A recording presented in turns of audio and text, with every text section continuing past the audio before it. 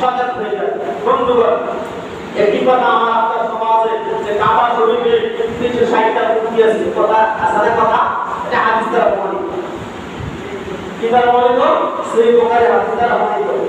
আব্দুল্লাহ ইবনে মাসউদ রাদিয়াল্লাহু তাআলা আনহু বলেন, বিশ্বনবী সাল্লাল্লাহু আলাইহি ওয়াসাল্লাম মক্কা যখন প্রবেশ করলেন, মক্কা বিজয়ের সময় যখন মক্কা প্রবেশ করলেন, রাসূল সাল্লাল্লাহু আলাইহি ওয়াসাল্লাম মক্কা প্রবেশ করার পর তখন কাবা ঘরের চতুর্পাশে দেখতে পেলেন 360টা মূর্তি।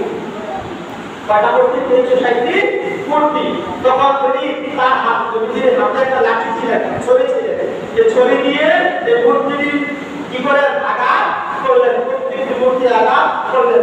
আঘাত করে বললেন, আল্লাহ রাব্বুল আলামিনের কোরআনে জাআল হাক্ক ওয়া জাহাদাল বাতিল ইন্নাল বাতিলা কানা যাহুকা। আল্লাহ সুবহানাহু ওয়া তাআলা এই আয়াতে বলেন, সত্য এসেছে। সত্য কি করেছে?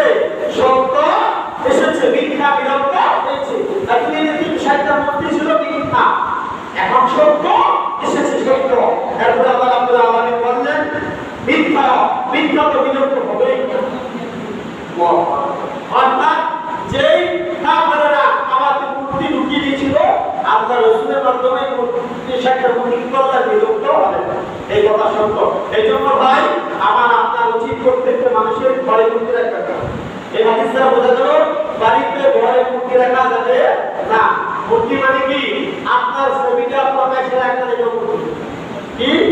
আপনার ছবি, আপনি ঘরের মালিক, আপনার ছবিটা ঘরে টাঙিয়ে রাখলেন আপনার ছেলের স্ত্রী দেখার জন্য, এটা মূর্তি শিখ। তাহলে বুঝেন, কারো ছবি দেখা যাবে, অন্য কারো ছবি দেখা যাবে না। ঘরে কোনো মূর্তির ছবি টাঙিয়ে ঝুলিয়ে রাখা যাবে না, এটা শিখ। আল্লাহ আমাদেরকে একটা নাম করে চলে বলি আমি।